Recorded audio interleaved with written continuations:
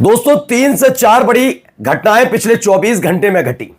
ये घंटे जो हैं, ये वक्त जो बीता है इजराइल के लिए, खास तौर पर नेतन्याहू के लिए कितना दर्दनाक रहा होगा आप समझिए। एक तो यमन की तरफ से एक बड़ा हमला, हूती लड़ाकों ने एक बड़ा हमला किया, उसकी तस्वीरें दिखाऊंगा कैसे नेतन्याहू का लाडला न केवल धरा गया बल्कि सरेआम उसे फांसी दी गई। दिखाऊंगा आपको कि कैसे नेतन्याहू अब यह मानने के लिए तैयार है कि हां, उनकी एक गलत नीतियों की वजह से इजराइल बर्बाद हो गया। साथ ही आरोप लगा रहे हैं कि चीन और कतर ने मिलकर, कतर और चीन ने मिलकर किस तरीके से इजराइल के खिलाफ एक प्रोपेगेंडा चलाया, जिसमें चीन और कतर की वजह से इजराइल एक विलेन देश के तौर पर जाना जाता है। यही नहीं, कई देशों ने भी मोर्चा खोला। कुल 84 देश, 84 कंट्रीज हैं जिन्होंने नेतन्याहू की गिरफ्तारी का ऐलान कर दिया है। नमस्कार, मैं हूं प्रज्वल गौतम। और जैसे जैसे वक्त बीत रहा है, क्योंकि पिछले 3 दिन में जब से फिलिस्तीन को 142 देशों ने मान्यता दी है, प्रस्ताव पर मोहर लगी है कि हां, फिलिस्तीन को भी देश का मान्यता देनी चाहिए, तब से इजराइल बौखलाया हुआ है। खबर नंबर 1 आपको दिखाने जा रहा हूं। सबसे पहले ये वीडियो देखिए। נו, מה עננים עכשיו? למה? אני רעבה האמת, לא אכפת לי מי האזעקה. तो इसमें तस्वीरें भी आई जिसमें नजर आया कि हाँ, एक हाइपरसोनिक मिसाइल का इस्तेमाल किया गया। ये फिलिस्तीन 2 मिसाइल है जो यमन ने दोबारा दागी है, हूती लड़ाकों की तरफ से दागी गई और धुआं सब होता हुआ नजर आया।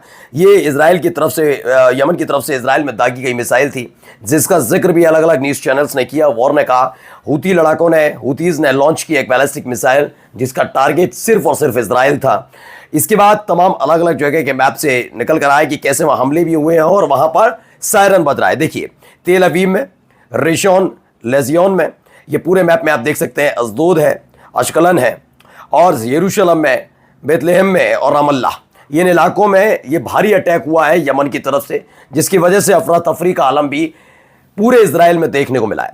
अब आते हैं कैसे इजराइल फंस गया, क्यों इजराइल फंस गया, किन लोगों ने इजराइल को फंसा दिया। तो आपको मालूम है, कतर पर हमले के बाद दोहा में एक बैठक बुलाई गई ओआईसी की। उस बैठक में कई तरह की मतलब थे, कई तरह की बातें थी।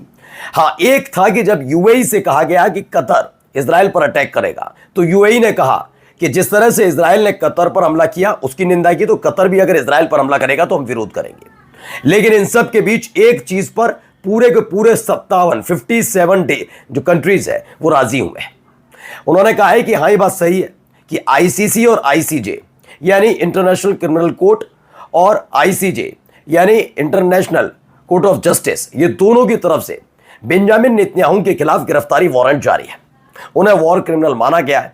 ऐसे में ये बात सही है कि जब वारंट जारी है तो आईसीसी और आईसीजे के नियमों के मुताबिक हमें भी उनका पालन करना होगा।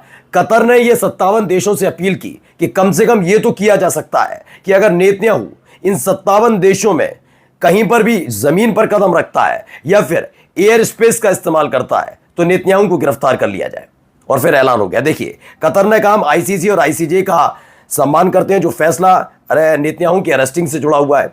अगर वो किसी भी 57 इस्लामिक कंट्रीज में दाखिल होते हैं, जमीन में या आसमान में एयर स्पेस का भी इस्तेमाल करते हैं अपने प्लेन के लिए, तो उन्हें गिरफ्तार कराया जाएगा। यहां से मुश्किल है। क्यों मैंने शुरुआत में 84 कहा, तो मैं आपको समझा देता हूं। यूरोप में कुल मिलाकर 27 देश हैं जिन्होंने पहले ही ऐलान कर दिया, इस ऐलान से पहले ही, कि वो नेतन्याहू की गिरफ्तारी करेंगे। यह ऐलान खुल्लम खुल्ला किया गया कि हम गिरफ्तारी करेंगे। किसकी गिरफ्तारी करेंगे? हम नेतन्याहू को गिरफ्तार करेंगे। यह क्लियर हो गया। यानी 27 वो और 57, ये कुल मिलाकर 84 देशों का तो ऐलान है। इसके अलावा कई और देश हैं, 100 से ज्यादा देश हैं जो अब तक ऐलान कर चुके हैं कि नेतन्याहू हमारे यहां नहीं आएंगे और ना ही हमारे एयर स्पेस का इस्तेमाल करेंगे। यानी धीरे धीरे नेतन्याहू के लिए जमीन छोटी पड़ती जा रही है और केवल उन्हें इजराइल में ही रहना पड़ जाएगा। अब इन सब के बीच एक बुरी खबर भी इजराइल के लिए आई। इजराइल में जो मोसाद का एजेंट है वो ईरान में धर दबोचा गया और उसको बाद उसे सरेआम फांसी दे दी। खबर क्या है? ईरान ने एक मोसाद के एजेंट को पकड़ा जिसे फांसी दी, जिसका नाम बबाक शहबाजी बताया गया। दरअसल ये क्या करता था? मिलिट्री और सिक्योरिटी कंपनीज के लिए कूलिंग सिस्टम लगाने का काम करता था। एक कॉन्ट्रैक्टर था, उनका कॉन्ट्रैक्टर, और एक कॉन्ट्रैक्टर के तौर पर वहां पर काम करते हुए स्पाई यानी कि मोसाद के एजेंट के तौर पर काम कर रहा था। आखिरकार इसे धर दबोचा गया है। कुल मिलाकर खबर ये निकल कर आई। एक और खबर है, ईरान ने Arab Islamic summit call to recognise Israel. इसी समिट में जो दोहा कतर में हुई उस दौरान कई बहुत सारी बातें हुई। इनमें एक बात यह भी रखी गई कि क्या जो 2 स्टेट सॉल्यूशन हुआ है, यूएन में जो प्रस्ताव आया फिलिस्तीन को देश की मान्यता देने वाला, क्या ईरान उसके साथ है? हम सब साथ हैं। ईरान ने कहा मैं नहीं हूं साथ।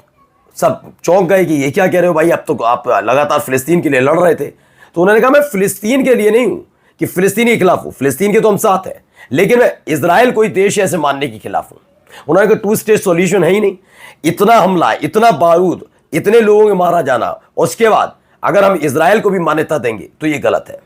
वो भी तब जब फिलिस्तीनियों की जमीन पर इजराइल बसा है। यानी एक तरीके से मान लिया जाए जो फिलिस्तीनियों की पूरी जमीन है उसमें से 2 भाग करके छोटा हिस्सा फिलिस्तीनियों को दिया गया और सारा का सारा इजराइल को। ये मान्यता पूरी दुनिया लगा रही है, मोहर पूरी दुनिया लगा रही है, ईरान नहीं। ईरान ने कहा पूरा का पूरा फिलिस्तीन चाहिए जो उनका पहले था वैसा ही। इसने भी दुगदुगी बढ़ाई है।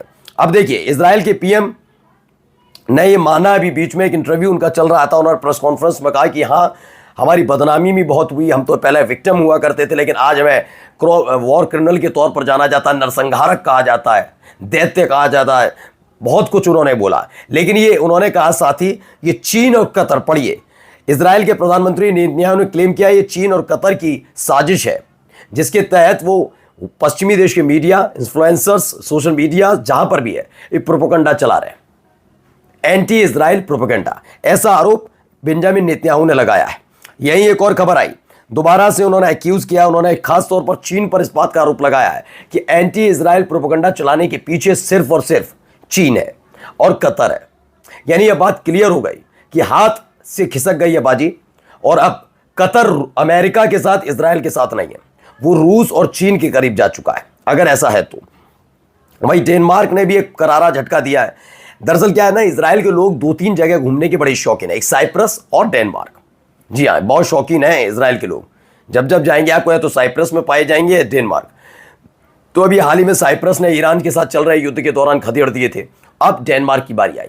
डेनमार्क ने कह दिया कि हाँ इजराइल ने इंटरनेशनल लॉ का उल्लंघन किया है और अब उनके जो लोग हैं, जो इजरायली हैं, उनका हमारे देश में आने के पर पूरी तरह से पाबंदी है।